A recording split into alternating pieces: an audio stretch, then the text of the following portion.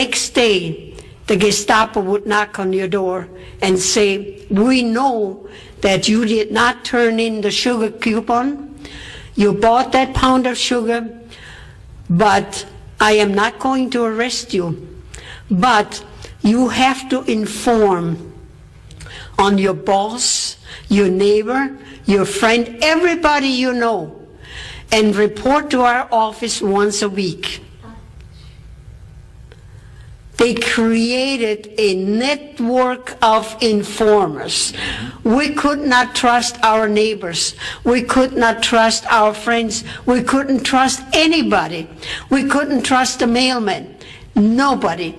We were afraid to talk to anybody, anything political, because we did not know who was informing on everybody. A network of informers they created. I believe it was in February '09. I'm a lobbyist in our capital in South Dakota. And that morning I drove to our capital about around 8 o'clock, and I had the car radio on, and the news was being reported. And there was President Obama saying, if you hear anybody criticizing me, call the White House. Yep. Yep. When I arrived in the Capitol, I quickly went to ask to verify. I asked some of the legislators if they heard the same story, and they said, yes, we also heard that. Can you imagine creating a network of informers, informing and call the White House? Yes, it's happening. We also had gun control. The government said that children were playing with guns, and we had hunting accidents, people accidentally shooting each other, and we had criminals again, murderers.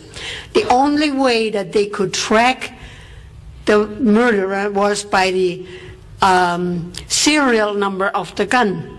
So bring your gun to the police station, then we can register the serial number and we can track the criminal.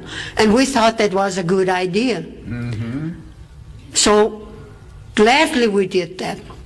Not long afterwards, they said no, it did not help. We could not track all the criminals.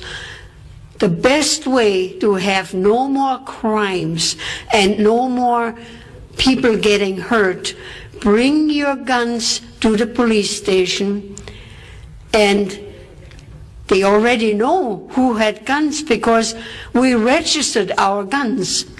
Keep your guns and buy more guns and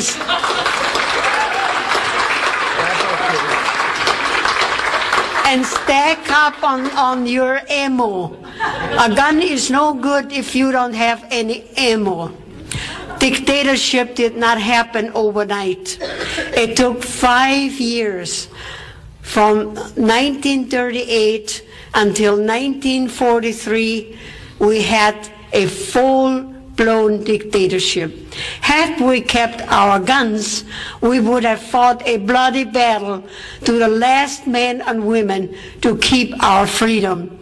But we had no guns. A classic example is, in Switzerland, it is law that everybody has to have a gun. And Hitler took every country in Europe except Switzerland. And Switzerland did not have a war for more than 600 years. Hitler never tackled Switzerland. So keep your guns. Keep your guns.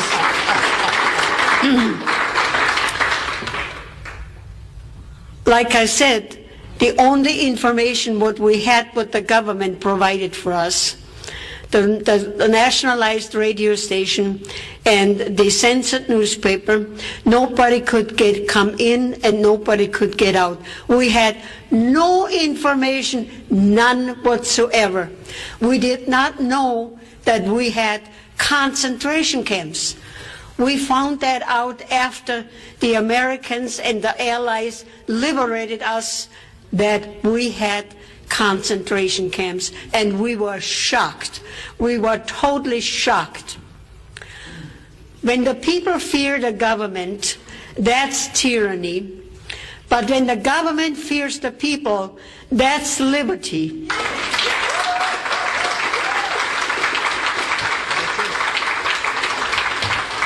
We have to take our country back as we know it. And a good way is that we educate our friends, everybody. I have my speech on a DVD. I urge you to have house parties, play my DVD, invite your neighbors, your friends, and educate them on socialism. We are almost 80% there. We have to take our country back as we know it. Those of us who sailed past the Statue of Liberty, we came to a country of unbelievable freedom and opportunity. America is the greatest country in the world. Amen. If we can keep it.